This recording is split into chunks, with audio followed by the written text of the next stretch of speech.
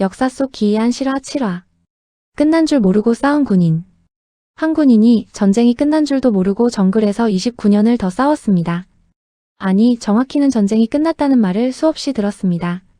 하늘에서 전단이 떨어졌고 가족의 편지가 떨어졌고 식구들의 사진까지 정글로 떨어졌습니다. 그는 그 전부를 적의 속임수라고 믿었습니다. 그리고 끝내 단 한 사람의 명령만을 29년 동안 기다렸습니다. 세상의 시간은 쉬지 않고 흘렀습니다.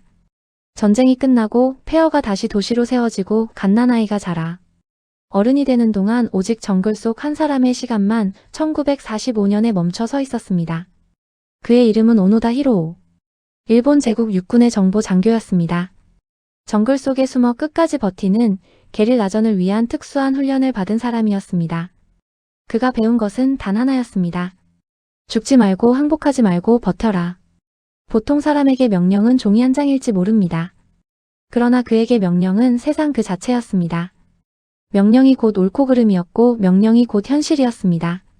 1944년 말 그는 필리핀의 작은 섬 루방으로 보내졌습니다. 그리고 이듬해 초 미군이 섬을 휩쓸며 일본군의 저항이 무너질 무렵 그의 상관 다니구치 소령이 마지막 명령을 내렸습니다. 스스로 목숨을 끊지 말 것. 절대 항복하지 말 것. 무슨 일이 있어도 끝까지 버틸 것. 그리고 소령은 이렇게 약속했습니다. 3년이 걸리든 5년이 걸리든 우리가 반드시 자네를 데리러 오겠다. 그 약속을 오노다는 글자 그대로 믿었습니다. 그리고 그 믿음을 세상 누구보다도 오래 지켰습니다. 오노다는 3명의 부하와 함께 정글로 들어갔습니다. 그때 그는 그 한마디가 자기 인생의 다음 29년을 통째로 결정하리라고는 짐작조차 하지 못했습니다. 그해 8월 일본은 항복했습니다. 전쟁은 끝났습니다. 하지만 정글 속 4사람에게는 그 소식이 닿지 않았습니다. 아니, 닿기는 했지만 그들은 믿지 않았습니다. 10월 하늘에서 전단이 뿌려졌습니다. 전쟁이 끝났으니 산에서 내려오라는 내용이었습니다. 하지만 오노다는 그 전단의 글귀에 어딘가 어색한 데가 있다며 적의 계략이라 판단했습니다. 그가 받은 명령은 버티라였고 그 명령을 거두는 또 다른 명령은 아직 오지 않았으니까요. 그에게 세상의 진실은 오직 명령을 통해서만 전해지는 것이었습니다. 신문도 라디오도 낯선 사람의 외침도 진실이 아니었습니다. 오직 군복 입은 상관의 입에서 나온 말만이 그에게는 명령이고 또 현실이었습니다. 4사람은 정글에서 살았습니다. 바나나와 야자, 사냥한 짐승, 그리고 마을에서 빼앗은 쌀로 연명하며 끊임없이 잠자리를 옮기고 비가 와도 무기를 닦아 기름칠해 두었습니다. 우기가 오고 또 갔고 군복은 해져 누더기가 되었습니다. 그는 그것을 야자 섬유로 기우고 또 기웠습니다. 달력 한 장 없이도 날짜를 세맸고 언젠가 명령이 떨어질 그날을 위해 총만은 늘 새 것처럼 손질해 두었습니다. 그들은 이미 끝나버린 전쟁을 매일같이 새로 치렀습니다. 매복하고 총을 쏘고 논밭을 불태우면서요. 여기서 정직하게 짚고 가야 할 것이 있습니다. 그들에게 그것은 전쟁이었지만 루방섬 사람들에게 그것은 평화로운 시절에 끝나지 않는 폭력이었습니다. 그 긴 세월 동안 그들의 총에 목숨을 잃은 섬 주민이 30명 가까이 되었습니다. 그러니 이 이야기는 한 사람의 지독한 충성담인 동시에 그 충성이 다른 사람들에게 치르게 한 대가에 관한 이야기이기도 합니다. 정글 너머 마을에서는 밤이 되면 사람들이 등불을 끄고 숨을 죽였습니다. 모두가 끝났다고 믿은 전쟁이 그들에게만은 끝나지 않고 있었으니까요. 4사람은 한 명씩 줄어들었습니다.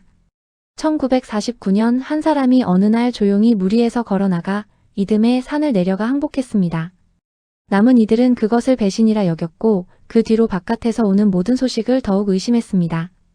1952년 비행기에서 가족의 편지와 사진이 떨어졌을 때조차 그들은 그것을 정교하게 꾸민 덫이라고 결론지었습니다.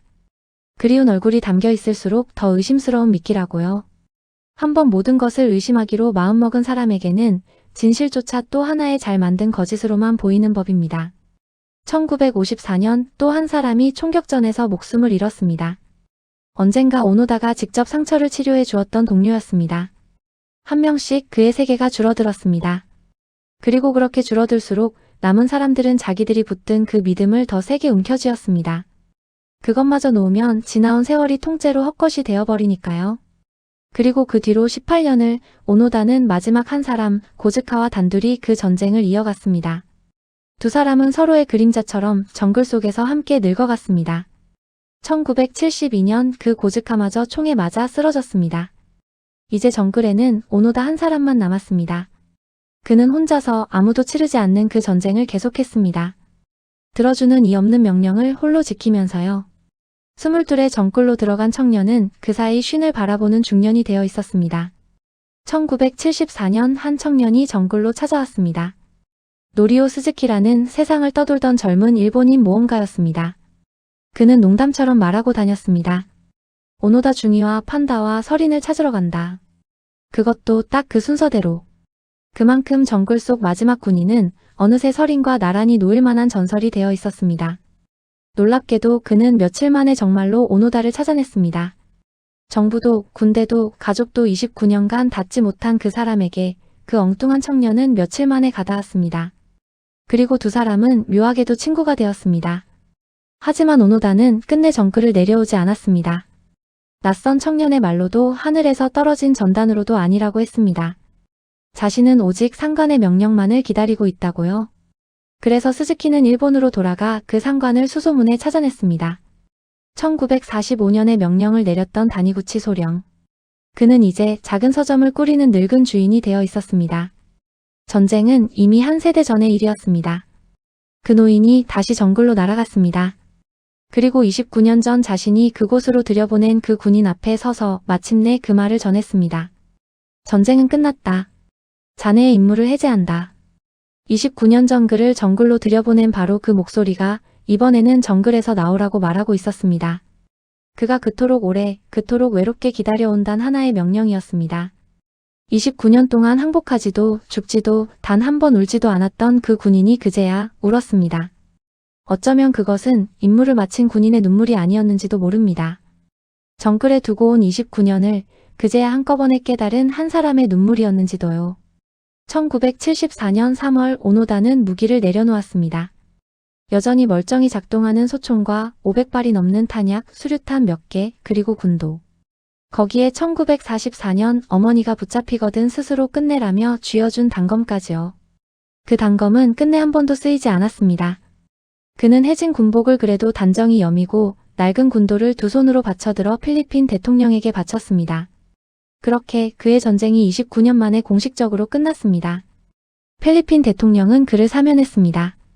그가 전쟁이 아직 계속되고 있다고 진심으로 믿었다는 점이 참작되었습니다. 하지만 루방섬 사람들이 모두 그를 용서한 것은 아니었습니다. 가족을 잃은 이들에게 그 사면은 정치를 위해 정의와 맞바꾼 거래처럼 보였습니다. 누군가에게 영웅인 사람이 다른 누군가에게는 끝내 용서할 수 없는 사람일 수 있습니다. 두 시선 모두 거짓이 아니었습니다. 그의 충성에는 값이 있었습니다. 그리고 그 값은 그가 아니라 다른 사람들이 치렀습니다. 우리는 그 두 가지를 어느 한쪽도 지우지 않고 함께 기억해야 합니다. 그는 고국으로 돌아가 수천 명의 환영을 받는 영웅이 되었습니다. 그런데 정작 그가 29년 동안 믿음을 바쳐 지킨 그 나라는 더 이상 그 자리에 없었습니다. 그가 정글에서 시간을 멈춰둔 사이 일본은 완전히 다른 나라가 되어 있었습니다. 폐허는 빌딩 숲이 되었고 사람들의 옷과 말투와 표정까지 달라져 있었습니다. 적에게는 끝내 항복하지 않은 그 군인은 정작 자신이 젊음을 통째로 바친 그 고향을 끝내 알아보지 못했습니다. 그가 지킨 것은 1945년의 일본이었습니다. 하지만 그를 맞이한 것은 1974년의 전혀 다른 일본이었습니다. 그는 이긴 것도 진 것도 아니었습니다. 그저 자기 시대로부터 홀로 까마득히 뒤처져 버린 사람이었습니다. 그래서 그는 그 고향을 다시 떠났습니다. 사라진 제국의 가장 충직한 군인은 남은 생의 대부분을 지구 반대편 브라질에서 정글로부터 가장 먼 그곳에서 소를 키우며 보냈습니다. 총 대신 고삐를 쥔 손으로 그는 그제야 자기만의 평범한 하루를 살기 시작했습니다.